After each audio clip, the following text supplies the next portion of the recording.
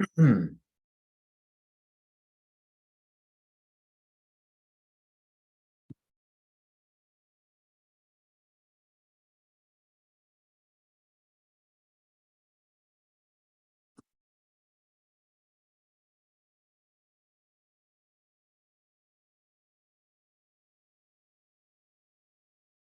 right, it's 6:03. I say we get started.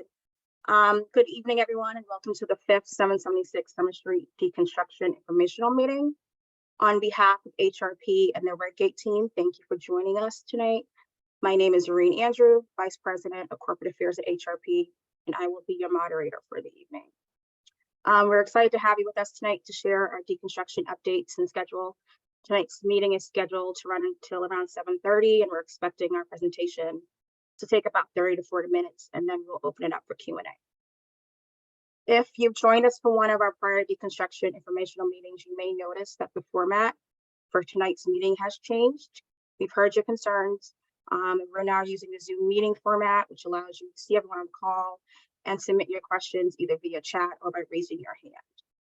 Because this is our first time using this format, I'm just briefly going to go over some meeting etiquettes. I know that we're all pretty much well versed in Zoom, but for anyone that's new, tonight's meeting will consist, as I said, of a brief presentation by the project team, followed by Q&A.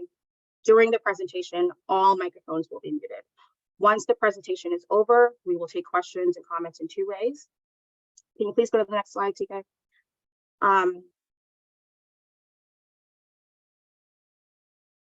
I'll wait for TK to get to the next slide.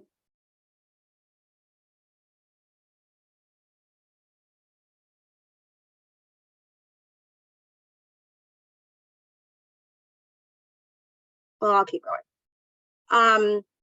So once the presentation is over, we'll take questions and comments in 2 ways. Via the chat button, which is located at the bottom of your screen, or you can raise your hand and a member of the team will unmute you. This meeting is being recorded and will be available on the project website in the upcoming weeks, as well as a chat transcript and a document responding to all of your questions from this evening. We do ask that you limit your questions so that everyone on the call can participate in the discussion. And if you have more questions towards the end, just wait until everyone has the opportunity to raise their questions and then we'll go back to you. And now with that, I will turn it over to my colleague, John Newhall, who will go over the agenda for the evening. Great, thank you, Irene. TK, if you can go to the next slide, you probably are already trying to do so. Good evening, everybody. My name is John Newhall. I am the Senior VP of Construction at Hilco Redevelopment Partners.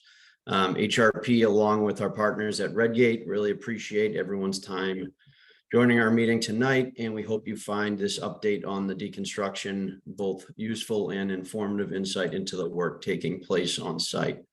As a reminder, this meeting will be a focus on the deconstruction portion of the project, the progress that has been made, and a snapshot into the upcoming work and logistics taking place on site as we head towards the home stretch of the deconstruction phase. Have a full agenda for this call, and we do want to make sure, as Irene said, we have time to properly address any questions that you all have. So kicking off the agenda tonight will be GZA, providing an update on as the community independent environmental reviewer. Then we will turn things over to both a combination of Suffolk and North Star to walk through the work progress, schedule, logistics updates, as well as ongoing mitigation measures. TRC will then go through the ongoing asbestos monitoring and regulatory tracking. And then we'll finally wrap up with a combination of both HRP with Irene and Suffolk on the workforce updates and community engagement efforts taking place as a part of the project. If you can go to the next slide, TK. And then just as he's pulling that up, I can go through it because I think everybody knows the team here, but just as a refresher, ownership consists of both Hilco and our partners at Redgate. The owner's environmental consultants are TRC on the abatement front and Sanborn Head, both geotech, environmental, and perimeter monitoring. The prime general contractor is Suffolk Construction, and our deconstruction trade partner specializing in the decon is North Star. So from here, I will turn it over to Rebecca Cox with GZA. Hello, we have introduced ourselves previously, but for those of you that may be new, I'm Rebecca Cox, and I'm a registered professional engineer and an associate principal in the construction management group at GZA. My experience largely includes facility decommissioning projects. My partner on the GZA team is Marianne Saponara, who is also an associate principal at GZA, and Marianne is a Massachusetts licensed site professional. So we are available to assist the public in interpreting the environmental monitoring reports prepared by the project team. So we want to go to the next slide. So recently we've conducted some site visits at which time we observed the status of the project, the work progress at the site, and the dust mitigation techniques that were being implemented. And we've also continued to review the monthly air monitoring reports that are prepared by the project team. So to date, the results of the asbestos air sampling at the perimeter of the work areas and for the clearance of the regulated work areas have been within the requirements set by Mass DEP for the project. And the dust levels measured at the perimeter of the site have also been below the project action levels. So you can go to the next slide. We again wanted to provide our contact information, which is lstreet@gza.com. And your emails to this address will be delivered to both Marianne and I. So we're happy to help answer any questions you may have regarding the environmental reports. And I think next, Chris Hersey from Suffolk Construction will provide an overall update of the project deconstruction status. Thank you, Rebecca. Good evening. My name is Chris Hersey. I'm the project executive with Suffolk Construction on the 776 Summer Street project. As noted before, information in this presentation is included, and this following slides is included on our website, L Street Station, which is www.suffolk-lstreetstationboston.com. You can log in. There's a ton of information there that is up to date. We keep it up to date on a weekly and daily, even daily basis. I'm going to start off with a general project update of where we are. We're close to three-fourths complete with this project, and we thought it appropriate to highlight the significant progress we've made to date with some milestones that we've hit. A couple notes to start off. The deconstruction started in December of 2021. Substantial completion of the project is December of 2023. Currently, the project is around 71% complete, and asbestos abatement is around 90% complete. A couple metrics here of how much we've demoed on the project. 850,000 square feet of buildings have been taken down out of 1.5 million. So we're quite a ways away from where we started in December of 2021. Next slide, please. I'll run you through a couple milestone slides of big items that we've completed on the project. This first slide, on the left is an image of the original building 3 looking south from the water side. We've taken the high-rise section, if you look on the right of the building, down to around elevation 101, and we're working from the north to the south to take down the rest of that building 3 until we get to building 4 behind it. Next slide. The left image on here is the original screen house on site. The middle image is all the pipes and interconnecting chambers that we had on the project where water was distributed. This building has been 100% deconstructed, and on the right-hand side, you can see we've backfilled it entirely, and it's flat. Next slide. These images are of the pump house buildings. We actually started the project in December on these buildings. These structures have intake concrete pipes that are about 7 foot on diameter. They're huge on the left-hand side. The right image shows that both of these buildings have been brought down to their final platform elevation, where they will eventually be built out in the future. Next slide. These images highlight the removal of the stainless steel stacks at the top of building 3. These were the tallest portions of the L Street station. The stacks were taken down in sections ranging between 14 and 40 feet, and some of the heaviest picks were broaching 100,000 pounds, so they were large. That was a big day for us when we took those down. Next slide. This may look more common to where we are right now on the right-hand side. So on the left image along Summer Street, outward facing to the public, scaffolding and scrim were installed at building 3 and wall panels were removed in sections. The low section is complete, as you can see on the left-hand side. And the remaining wall panel sections at the high portion, which we call the high rise, will be taken down with building 3 as they come down. So on the right, that's where we are today. We've taken down that whole section of building, which is we consider the low rise section. Next, please. The brick chimney stack on building 4 was the tallest structure on that building. Scaffolding and scrim were installed around the stack to allow for demolition and deconstruction of the brick stack top down.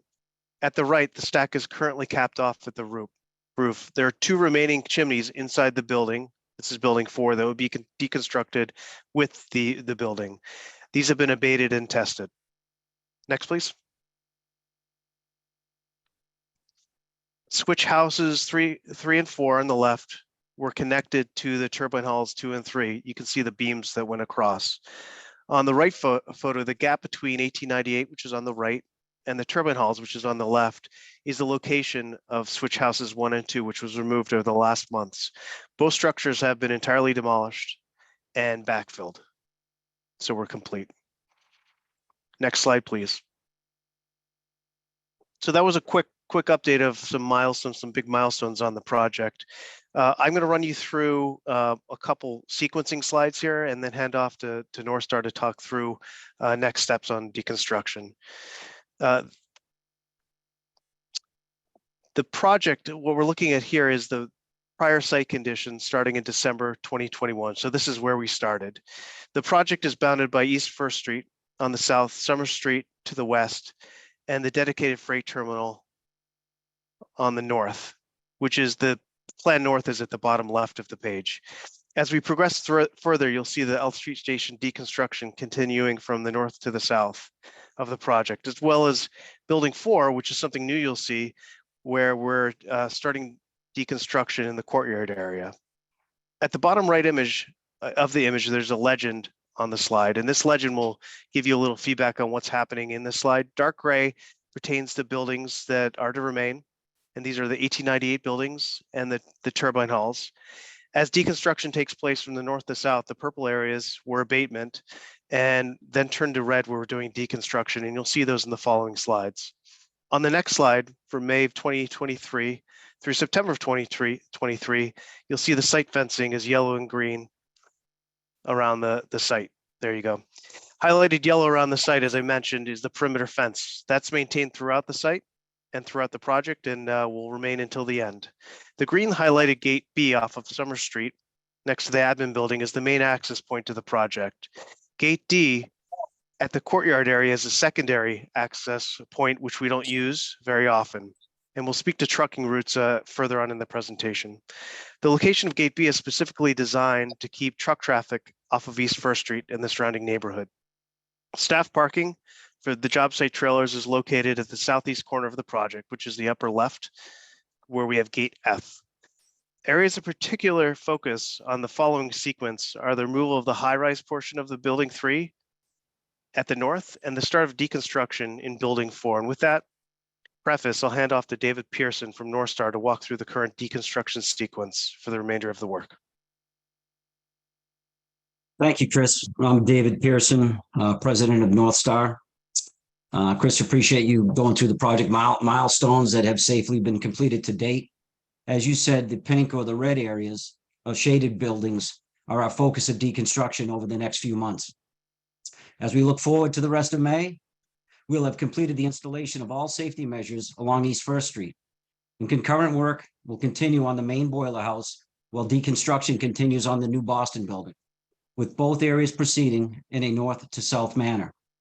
The safety measures, or the layers of protection along the facade of the 1922 boiler house as it interfaces with East First Street, is comprised of full height scaffold, 3 layers of decking, and a full height screening encapsulating the building facade. Next slide, please. This slide is the same phase of work, but shown from a different angle to show the protective measures along East First Street. Again, during this phase, the main boiler house deconstruction will continue working its way to the south end of the property. The 1922 boiler house will be dismantled, utilizing a floor-by-floor methodology. This will be accomplished by piecemealing sections down in a cut and pick manner to safely dismantle all structural elements and continue to funnel the material through the interior of the site, thus eliminating truck routing onto East First Street. The scaffold along East First Street will have working platforms built into them, allowing crews to safely access the brick facade of the building along East First Street. Deconstruction crews will manually chip the brick wall into the building, working from the top down. The brick will be removed to allow access to the steel superstructure. Large cranes will pick the heavy steel components of the 1922 boiler house to the ground. This chipping effort will be similar to what was done when deconstructing the brick chimney. Workers will be somewhat visible behind safety screening. Manual chipping guns may be heard. Water misting during all of these activities will be performed. As the building steel and brick is removed and the height of the building is reduced, the scaffolding will also be removed in unison. After the superstructure removal is completed, the below-grade removal efforts will follow. Next slide, please.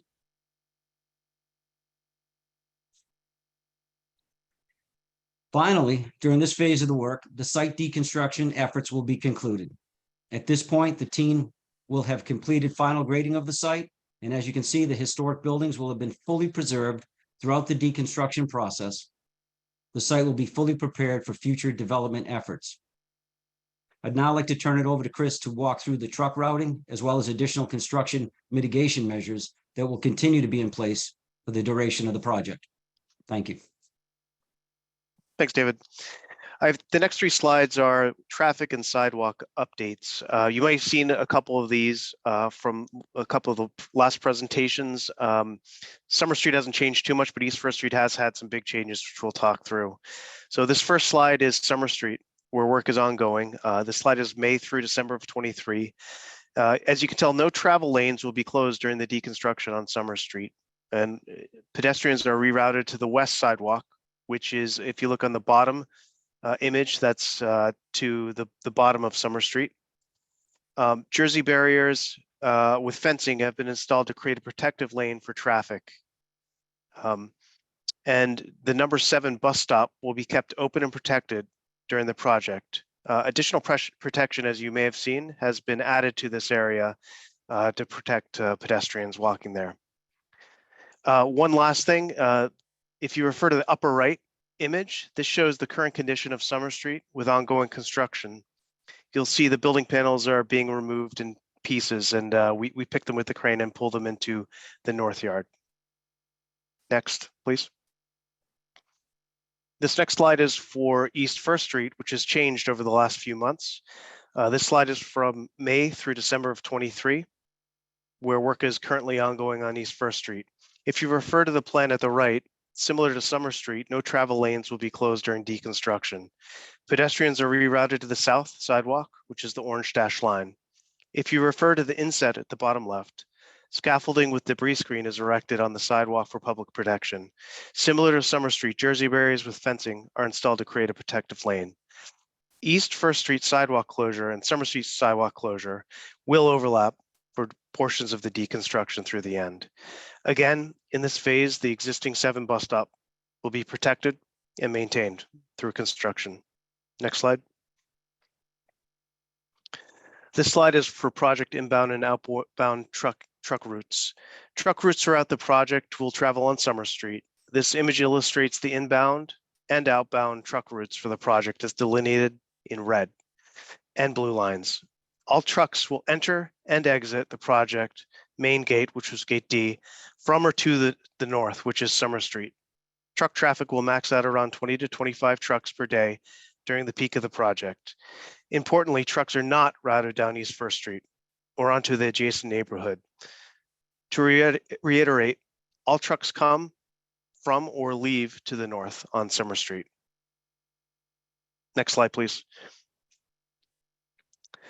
We understand that the work performed on this project not only affects the immediate site, but also potentially affects the adjacent neighborhood.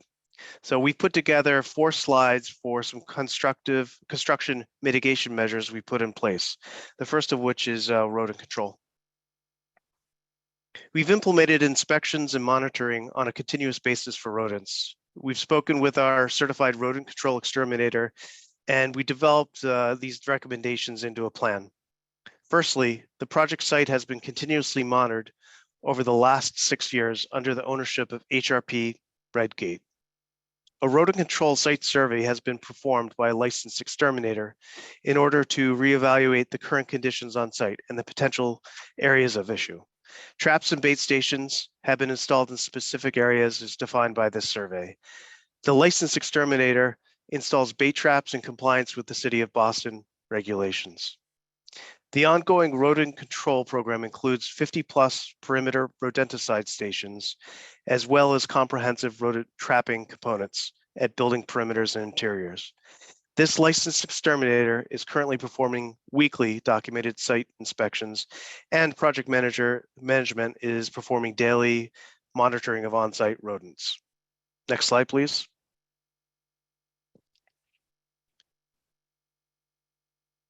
There are 2 parts to our noise control. Following our measures that we've put in place to mitigate and monitor noise. Work will be performed during City of Boston hours, 7 a.m. to 5 p.m., with Saturdays as necessary, requiring City of Boston permitting. Additionally, quiet work may take place during the second shift for safety and coordination around the next day shift. Noise levels are to be maintained within the City of Boston limits for construction. To track this, during the life of the project, noise monitors are set up to detect any exceedances of allowable limits. Most importantly, no noise exceedances per allowable limits have occurred to date. Next, please. Vibration monitoring.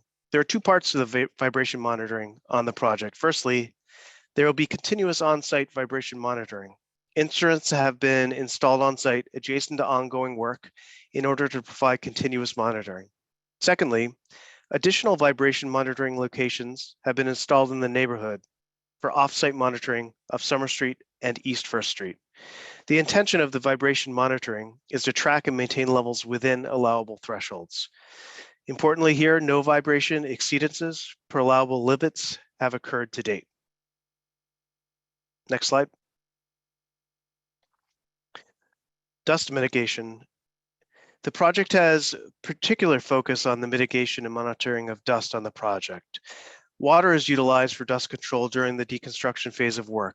This includes washing down equipment and wheel washes for equipment, misting during deconstruction activities, and the maintenance of stockpiles on the project site. With that, I'm going to turn it over to David Pearson to walk through the specific dust mitigation engineering controls Northstar utilizes on the deconstruction project. Thank you, Chris. Northstar will continue utilizing various types of engineered mitigation controls to eliminate dust migration from the site throughout the remainder of the project. Some of these controls, as Chris said, include our wheel wash stations.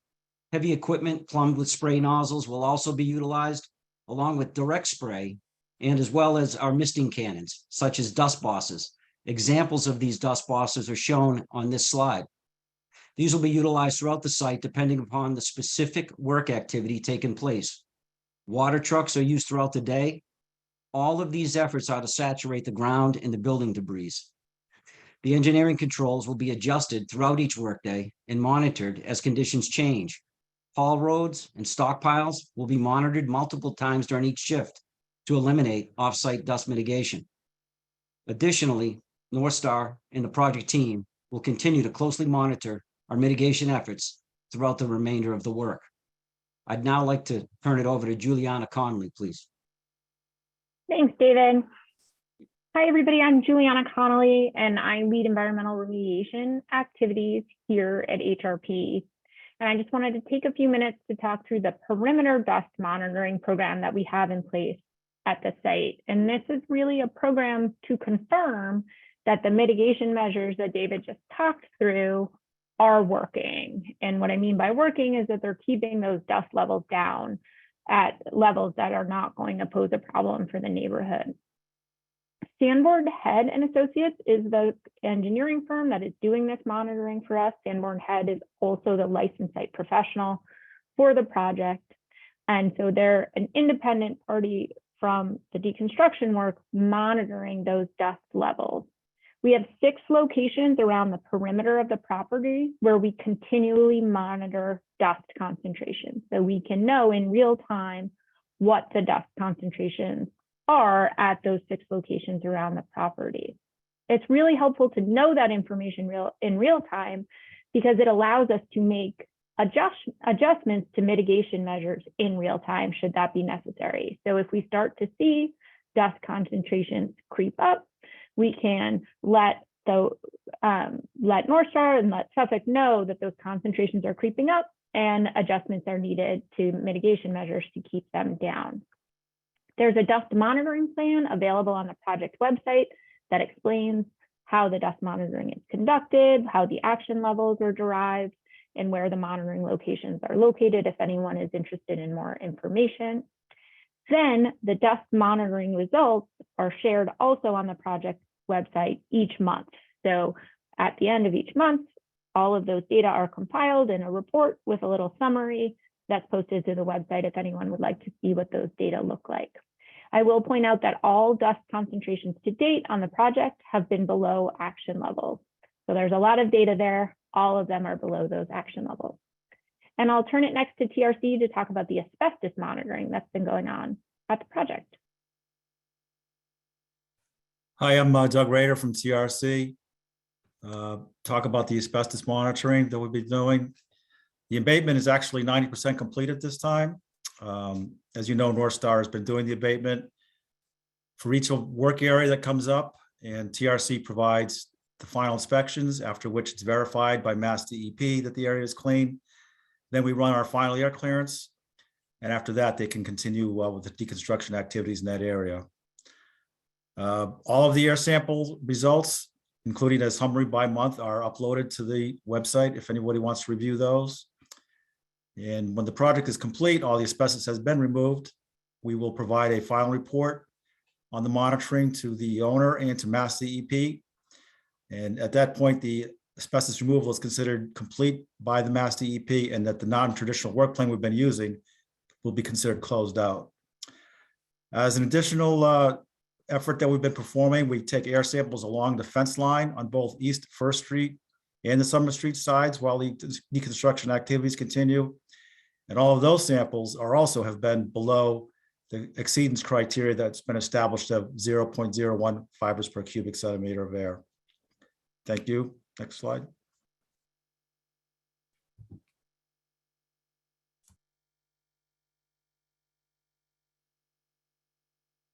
All right, thank you. So my name is Anastasia Dufault. I am the compliance manager on the project. So listed here are some of our community partners. We really engage and collaborate with them to help educate and inform the community about the pathways into the union, and also helping folks get the background support that will help them have an opportunity for them to work on the project. You can see here we have Building Pathways, Youth Build Boston, Excel High School, Madison Park, just to name a few. We really open our doors to the community and also trying to get the students early exposure into the construction world.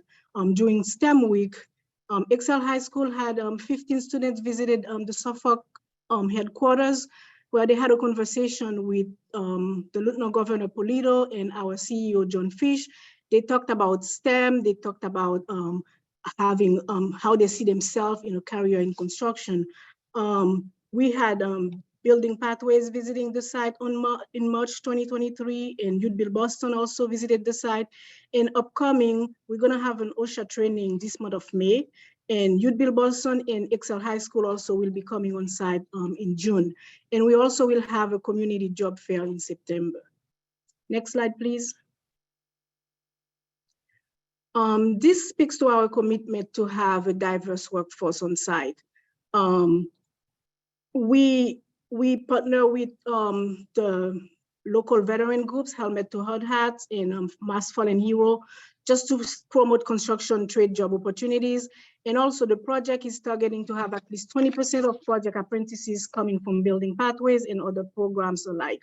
So up to date, we have a workforce composing of about 36 Boston residents, 6 South Boston residents, 110 people of color, 9 female, 1 veteran, and 14 apprentices. In average daily, we have about 70 workers on site. Next slide, please. And again, another way we try to support the community, we have a walk-on application posted on the construction site fencing with a QR code.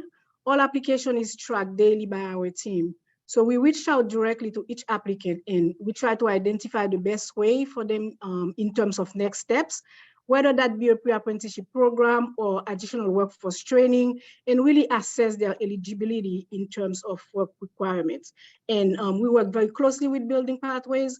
We try to stay in communication with them where we know exactly what's going on in the with the South Boston residents. And currently we can say that 4 South Boston residents attended the info session from Building Pathways, and they will, if they are accepted, they will be on the next cycle.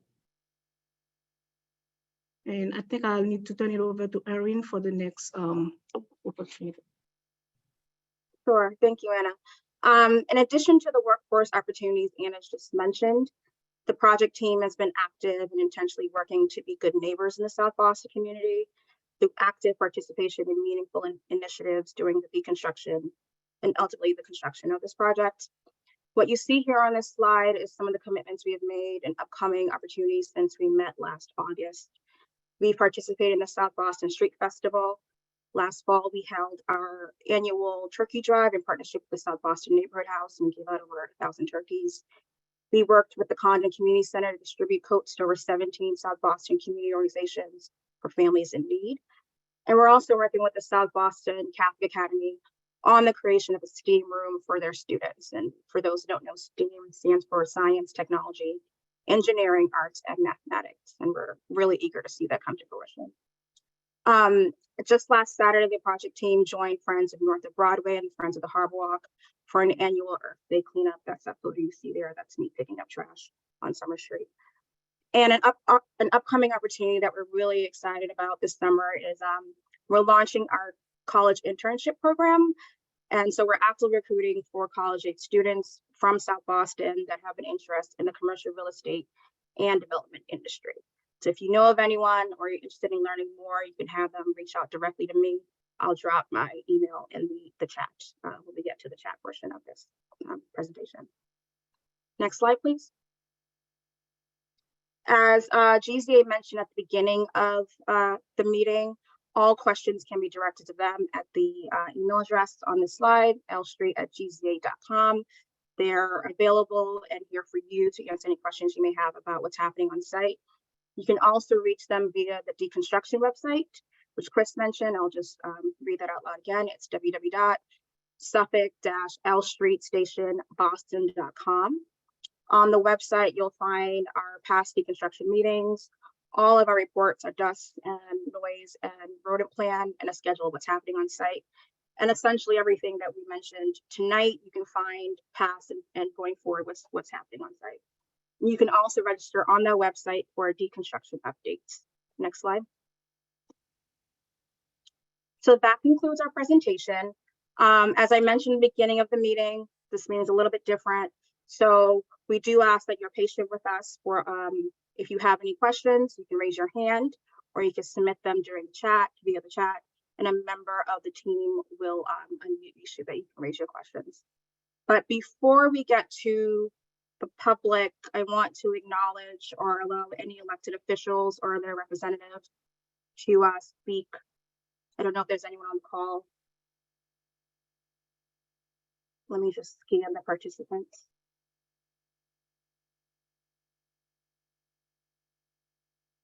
I don't see anyone, so I think we can go to the public.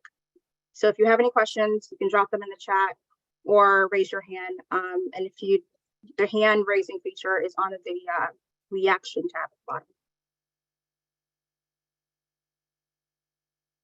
Eileen, go ahead. Let me just unmute you. There you go. Hi, everyone. Couple of questions. My first being for Chris Bursey. One of the subjects that you did not address, how much parking will be lost on First Street during your next stage of demolition?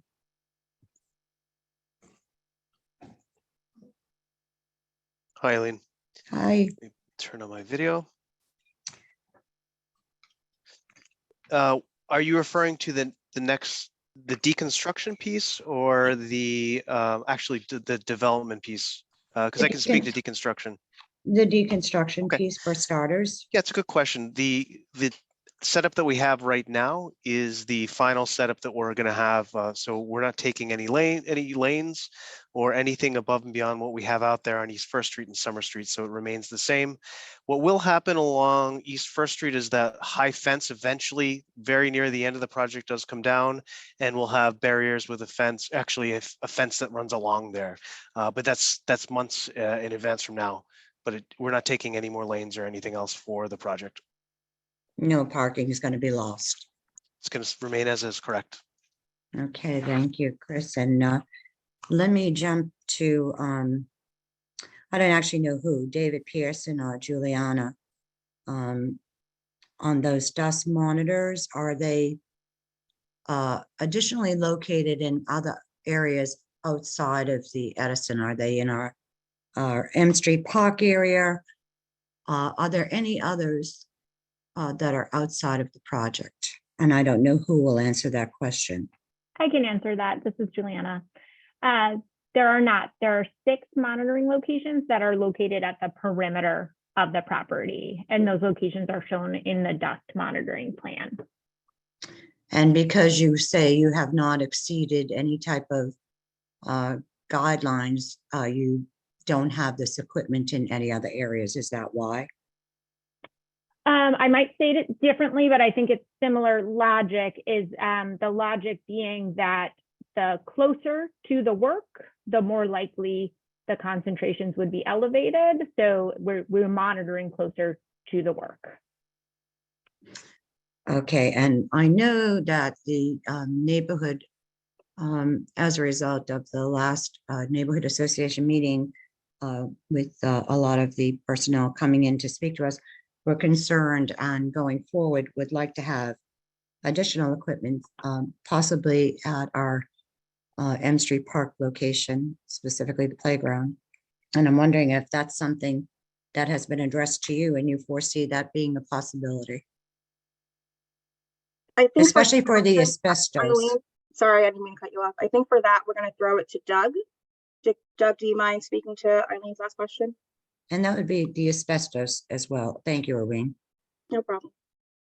Oh, for the asbestos, you know, if we were going to take air samples at the M Street Park, which I believe you're suggesting, the results would not be any higher than we've been seeing for the past year or however long we've been taking the air samples, because they're going to be higher closer to where the work is taking place.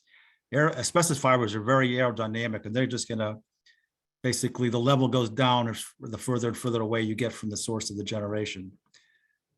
So we haven't seen that at all close to the work. So I can't believe we would see it further away from the work. Okay, and I recently noticed more of those white cloths covering debris within the deconstruction area. Does that indicate that there's been additional asbestos? I think what you're probably talking about is some piles, some stock piles that are covered with poly sheeting, perhaps. Yes, I believe so. I can't see from when I'm on the bus.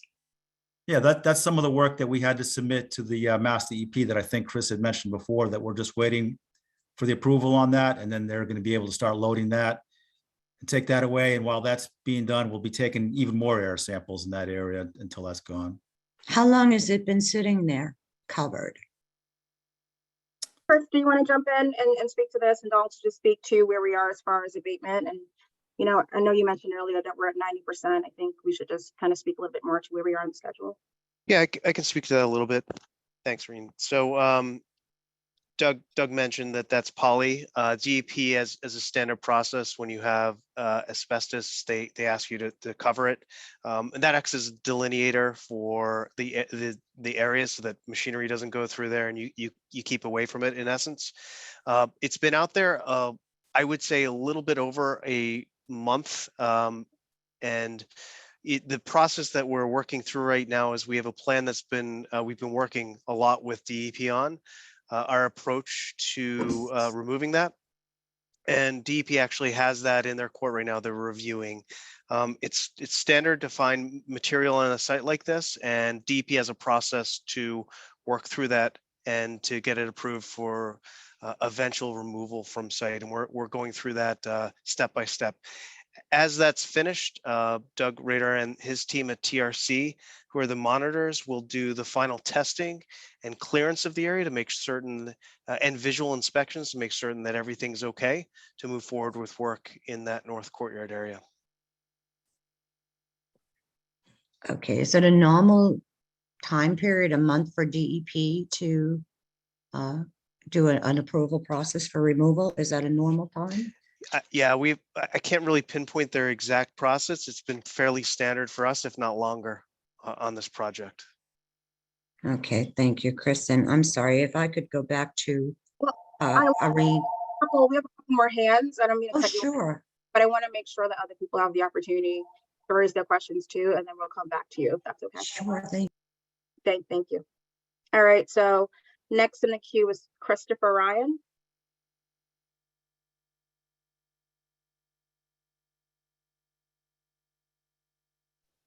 Hello, thank you guys for the presentation.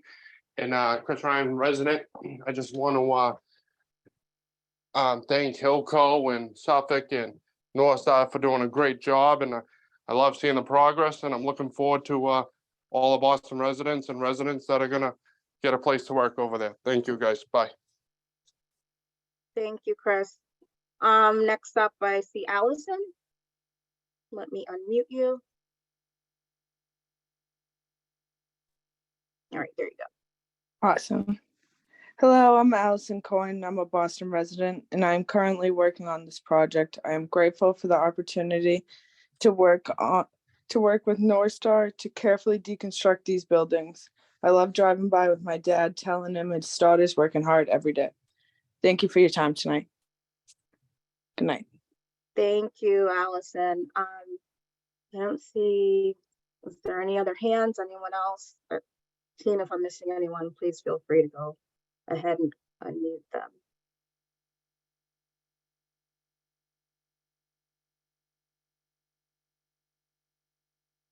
I'm not seeing any other hands.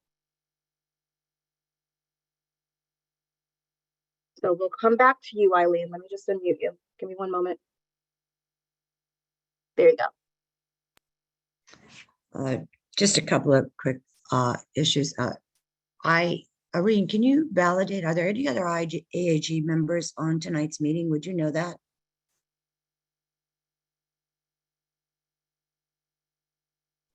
Just give me 1 second. Let me scan all the attendees. I didn't have it open.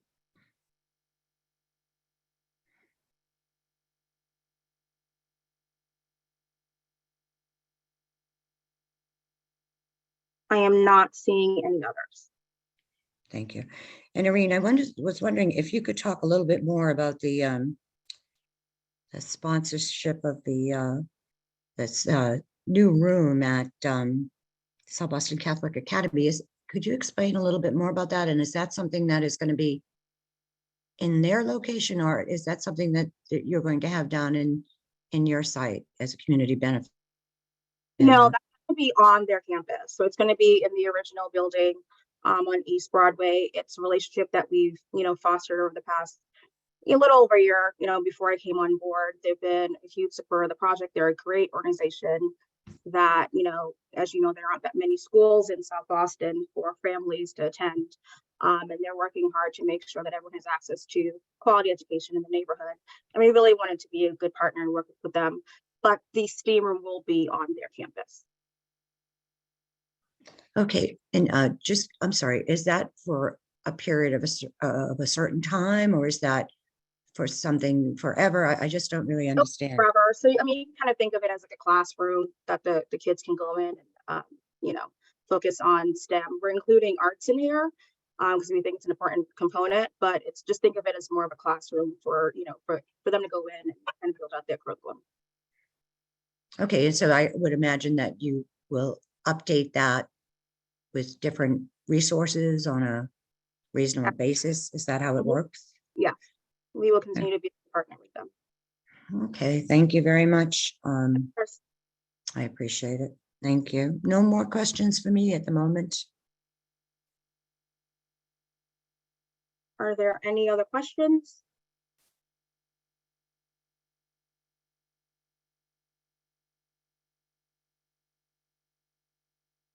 Going once, going twice.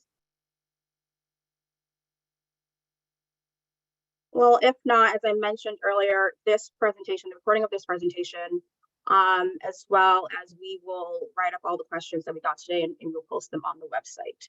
And that should be posted in the upcoming weeks.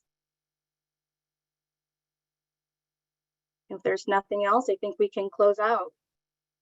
Thank you everyone for joining us tonight. And we will, you know, if you have any questions, feel free to reach out to GZA, myself, or as I mentioned, you can sign up for updates on the website that's located on this slide right here. Thank you everyone and have a good night.